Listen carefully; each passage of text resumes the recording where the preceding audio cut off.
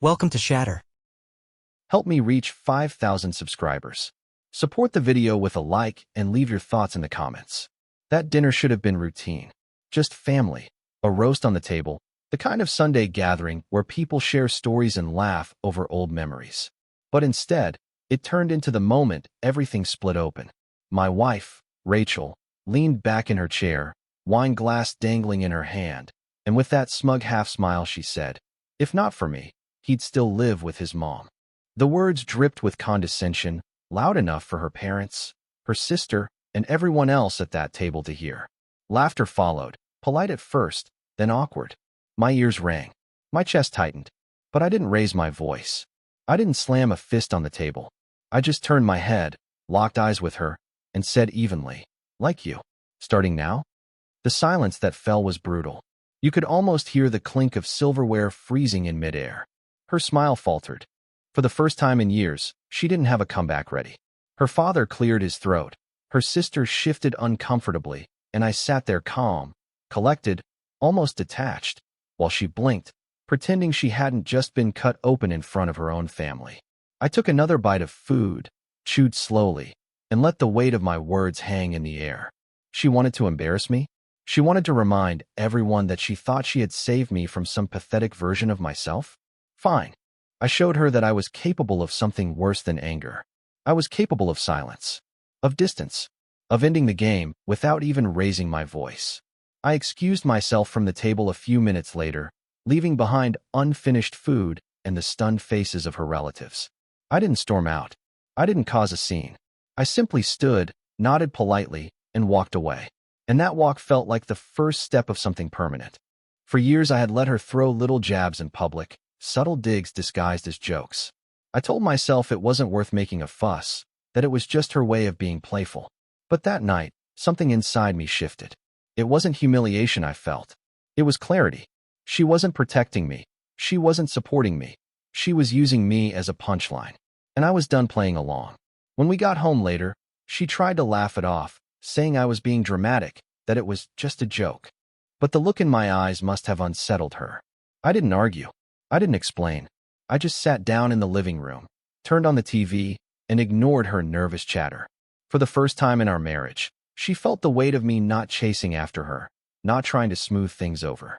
And she didn't know it yet, but that was the beginning of her unraveling. She thought she had humiliated me at dinner. What she didn't realize was that I had just delivered the first cut of a clean exit. The next morning was the first time she felt it. Rachel came into the kitchen in her robe, expecting the usual routine. Normally, I'd have coffee ready, maybe toast, a small gesture to start the day smooth. But that morning, the pot was empty. I had already left early, sitting in my truck outside the gym just to avoid her sleepy, half-hearted smile. By the time she wandered in, I was gone. Later, when I came back, she asked if everything was fine. I looked her in the eye, gave the faintest smile, and said, "Better than it's been in a long time." That was it. No explanation. Just silence. The thing about silence is it doesn't land all at once. At first, she seemed relieved, maybe even smug, thinking I'd cooled down after the family dinner. She hummed around the house, scrolling on her phone, acting like nothing had shifted. But she felt it soon enough. That night, when she brushed against me in bed out of habit, I didn't respond. I didn't roll over, didn't reach for her hand. I just stared at the ceiling, the distance between us no longer invisible but real, a canyon she hadn't noticed until she tried to cross it. Over the next few days, I kept my movements deliberate. I came home later than usual, showered without a word, ate dinner in silence, and didn't ask about her day. For years I had been the one patching over the cracks, asking, reassuring, smoothing. Now I let the cracks breathe. Rachel started probing in small ways. One evening she set the table with candles, something she hadn't done in months. She cooked pasta from scratch, her specialty, and waited for me to light up with gratitude. I ate quietly, thanked her once, and went back to reading. Her eyes lingered on me, searching for the old version of myself, but he wasn't there anymore. By the end of that week, she couldn't hold it in. She stood by the kitchen counter, arms crossed, her voice sharp. "You've been quiet lately." I didn't argue, didn't defend. I simply looked at her, shrugged, and said, "Just thinking about things." Then I walked past her, leaving the weight of that sentence hanging behind me. That night she lay restless, shifting in bed, sighing louder than usual, hoping I'd ask what was wrong. I didn't. For the first time in years, she realized I was no longer orbiting her moods, no longer trying to fix the distance. She thought she had all the control. But silence had already started its work, and the fear in her breathing told me she finally knew it. It didn't take long before Rachel's confidence started to crack. A few days after my silence settled in, she called me at work. That was unusual. Her voice was too light, too rehearsed, like she was trying to disguise something. She said she just wanted to hear my voice. I didn't give her what she was looking for. I asked if everything was okay, and when she said yes, I let the pause stretch until she filled it with a nervous laugh. She hung up before I could. That told me everything. It wasn't affection she was after. It was reassurance. She was afraid, and that fear was new to her. That night I got home late. Not by accident. I'd been at the gym, taking the long way back, savoring the feeling of not rushing home. When I walked in, she was dressed like we had plans. Hair curled, wine on the table, a movie waiting on the screen. She said she thought we could try that new restaurant. I didn't argue. I didn't fight. I just told her I'd already eaten. The way her face shifted, just a flicker, was all I needed to see. That little flash of panic before she covered it with a smile. The days that followed turned into a quiet test of endurance. She started texting me during the day. Short messages at first, asking how my morning was, if I wanted something special for dinner.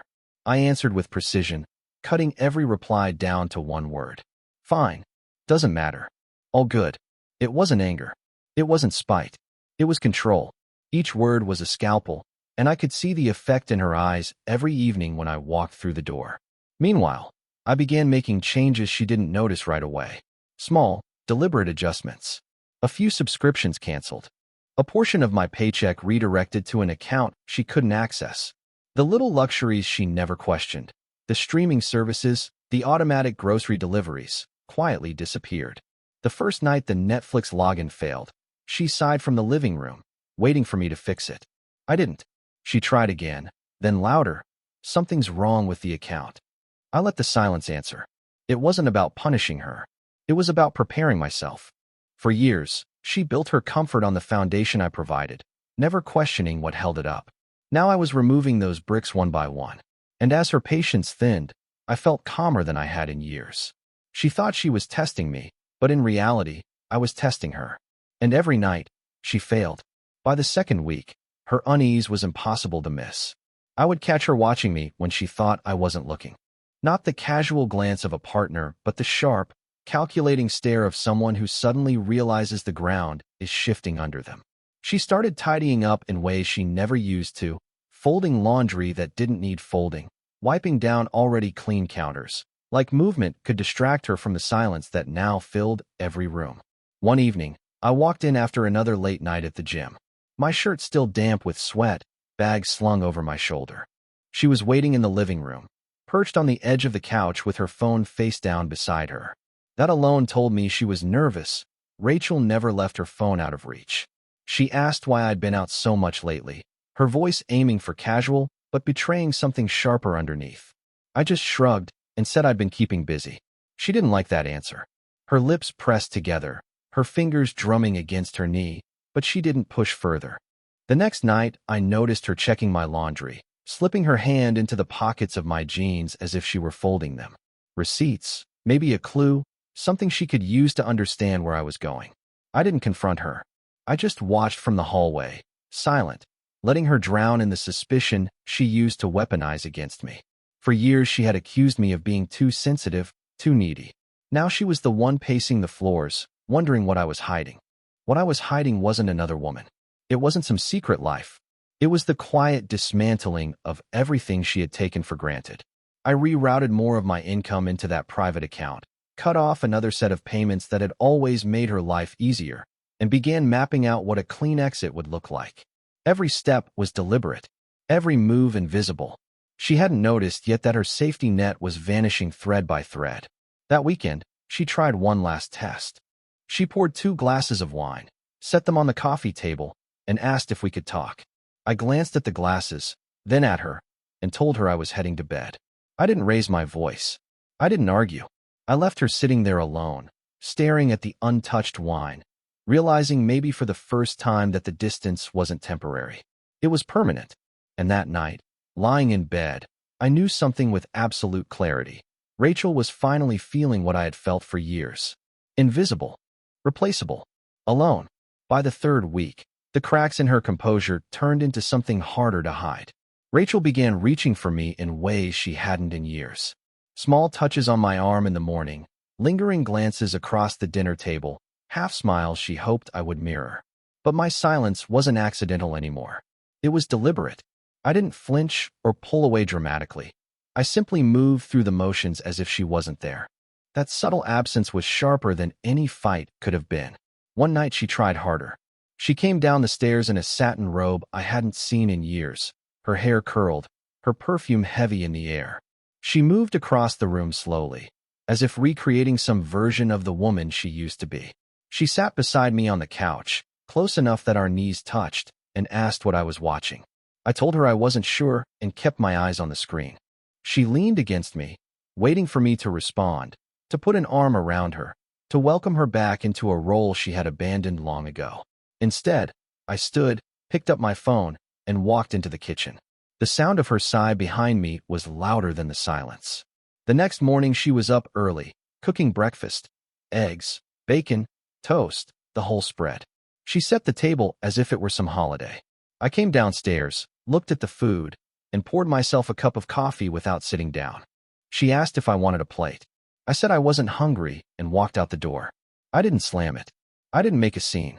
But the way her shoulders dropped told me she understood what that meant. It was working. For years, she had used affection like a currency, giving and withholding it whenever it suited her. Now the roles were reversed, and she had no idea how to live without being the one in control. She started sending longer texts during the day. Not just casual updates, but full paragraphs about how much she missed how things used to be. I didn't ignore them, but I answered with surgical brevity. I'm busy. Not sure. We'll see. Every response reminded her that the grip she once had was gone. That night, she came into the bedroom late, slipping under the covers and lying inches away from me, waiting for me to bridge the gap. I didn't. I closed my eyes, steady and calm, letting the silence do what words never could. For the first time in our marriage, Rachel wasn't withholding anything. She was begging silently, and I was already gone. By the fourth week, the shift was undeniable. Rachel was no longer pretending to be casual. She was restless, unsettled, pacing rooms like a guest in her own house. She began asking questions she hadn't asked in years. Where was I going after work? Why was I coming home late? Who was I with? Each question landed like a test, searching for cracks in my silence. But I gave her nothing. A shrug here, a vague answer there, nothing she could hold on to. The less I said, the more her imagination worked against her.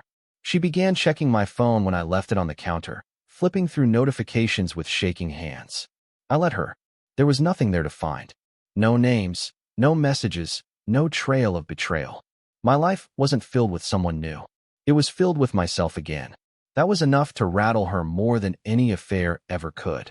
Because she realized the competition wasn't another woman. It was my indifference. The nights grew heavier. I would come home after the gym, muscles sore, body calm, while she hovered in the kitchen pretending to clean. She asked if I wanted to sit and watch something together. I told her I was tired. She asked if I'd like to go out that weekend. I said maybe. Each answer cut deeper, not because of what I said, but because of what I didn't. There was no warmth, no reassurance, no attempt to bridge the gap. One evening, I caught her rifling through the laundry again, this time checking receipts in my pockets. Her hands trembled when she realized I was watching. She forced a smile, saying she was just folding clothes. I didn't call her out. I just walked past, leaving her alone with her paranoia. That silence was more effective than any confrontation. She wanted me to explain, to lash out, to give her something to work with. Instead, she was left with nothing but her own doubt. The more distance I created, the more she tried to close it. She began cooking more, dressing up even when we had no plans, sending me messages during the day that grew increasingly desperate. Miss you. Thinking about you. Want to talk tonight? I replied to each one with the same precision. Busy. All good. Maybe later. Her sister even called me, asking if everything was okay between us. I told her calmly that everything was fine. That answer was enough to spread questions Rachel couldn't control. For years, she thrived on controlling the narrative. Now, even her own family was starting to see the cracks. And she knew it.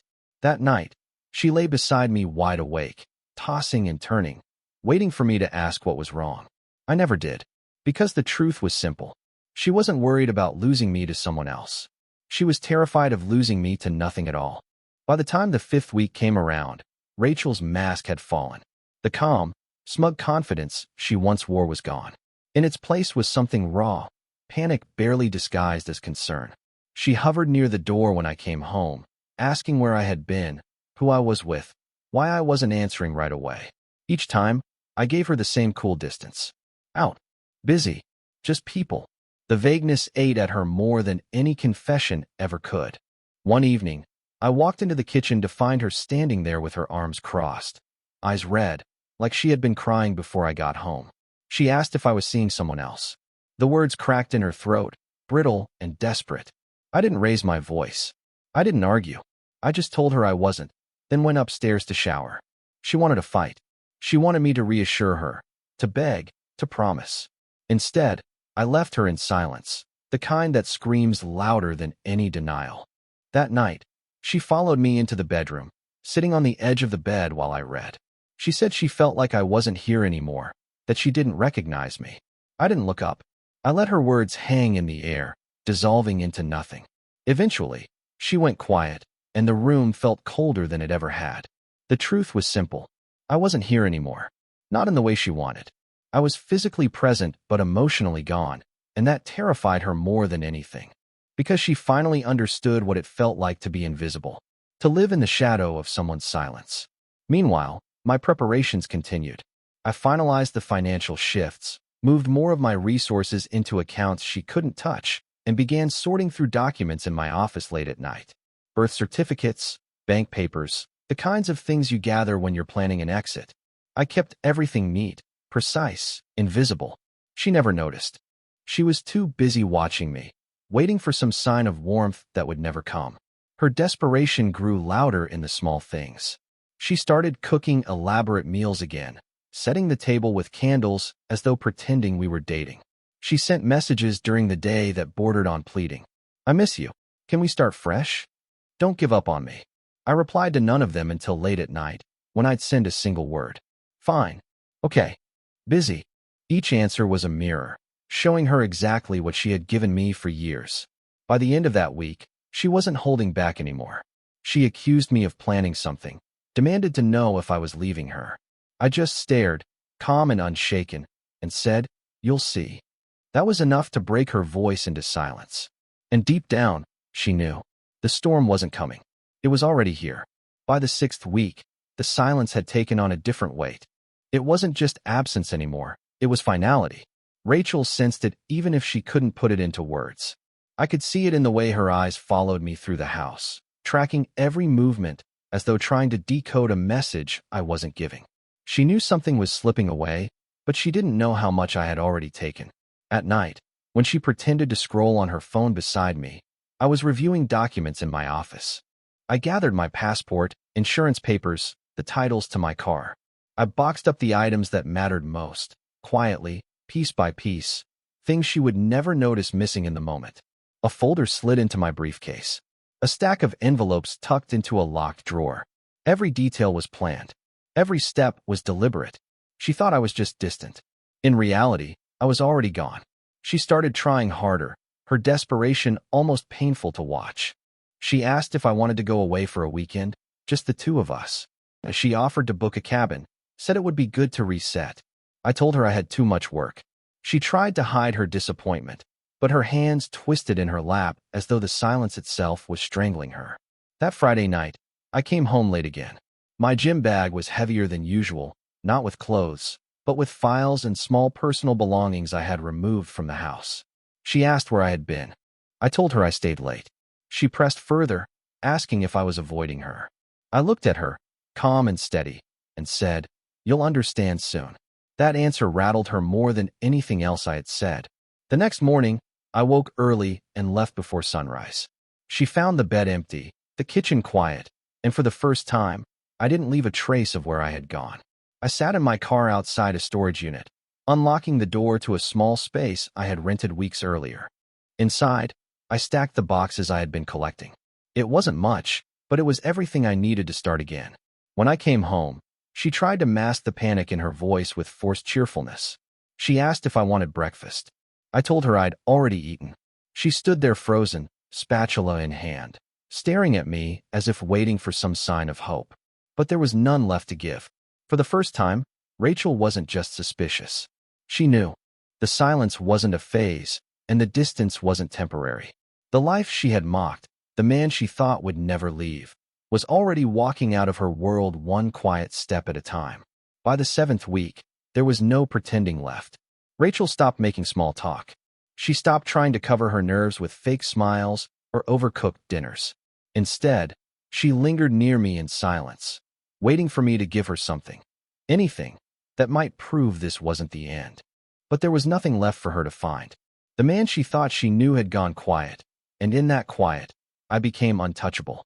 That Monday morning, she followed me to the door as I grabbed my keys. She asked if I was happy, her voice trembling in a way I hadn't heard in years. I told her I was fine. Not angry, not bitter, just fine. She looked at me like I had spoken in a foreign language, as if fine was a word she couldn't process. She asked if I still loved her. I didn't answer. I just opened the door, stepped outside, and let it close behind me. That silence hit her harder than any words ever could. By then, my plan was complete. The storage unit was filled. The accounts were separated. The paperwork was prepared. I had lined up every detail, every safeguard, so that when I finally stepped out, there would be no return. I wasn't leaving room for second chances, no space for apologies or promises. This wasn't about revenge. It was about release. That evening, I sat in my office one last time, looking around at the space where I had spent years patching holes she never noticed. I gathered the last file, closed the drawer, and locked it. When I walked out, she was waiting in the hallway. Her eyes were red, makeup smudged, her voice hoarse. She said she didn't know what was happening to us. I told her quietly, "You'll figure it out." Then I walked past her, leaving her in the same silence she had once left me in. The following night, I didn't come home at my usual hour. I stayed away longer, letting the clock tick past midnight. When I finally walked through the door, she was sitting on the couch in the dark, staring at nothing. She asked if I wanted to talk. I told her I was tired and went upstairs. That was the last time she tried to reach for me. She must have realized then that this wasn't a pause, wasn't a phase. It was the end written in actions, not words. She had mocked me at a family dinner, thinking she owned the story. But I had taken back the pen. And now, there were only 2 pages left to write. The morning I left was quiet, deliberate, and calm. I woke before sunrise, moved through the house with the same silence that had defined the last weeks, and gathered the last of what I needed. A suitcase by the door, my briefcase in hand, nothing more. I didn't slam drawers or leave notes behind. I wasn't looking for a dramatic exit. I wanted her to feel what I had felt for years, the weight of nothing. Rachel stirred when I zipped the bag. She appeared in the doorway, hair tangled, eyes wide, wearing the same robe she had wrapped around herself countless mornings before. She asked what I was doing, her voice thin, like she already knew the answer. I told her calmly, "I'm done. Nothing more." She blinked, waiting for me to add something, to soften the blow with a promise or an explanation. I gave her nothing. She reached for me, her hand trembling as it touched my arm. I looked down at it, then back at her, and stepped away. The absence of anger in my face was what broke her. She whispered that we could fix it, that she would change, that we could start fresh. I nodded once, as if acknowledging the sound of her voice, then picked up my bag. There was no fight left to give her, no fire to feed her panic. Just silence. When I opened the front door, the early light poured into the hallway, washing over the life I was leaving behind. She stood frozen, her breath shallow, tears running freely now. I didn't look back. I didn't need to. Every unanswered question, every ignored plea, every night she had mocked my quiet devotion was standing there with her. My silence had become her mirror, and she couldn't stand what it reflected. I loaded the bag into my car, started the engine, and drove away without hesitation. The house shrank in the rearview mirror, just another structure of wood and brick, no longer a home. My phone buzzed minutes later, her name flashing across the screen. I let it ring. Then it stopped. A second buzz followed, then a third. I didn't answer. By the fourth, I turned the phone off completely. The road stretched ahead, empty and open. For the first time in years, I wasn't carrying her weight, her words, or her indifference. I was free. She wanted me to live under her shadow, to believe I would always orbit her moods, her power. But the truth was simple. I hadn't disappeared. I had just stopped being there for her.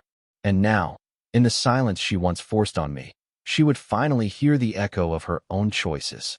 Support the channel by liking, commenting, and subscribing. I promise even more interesting stories.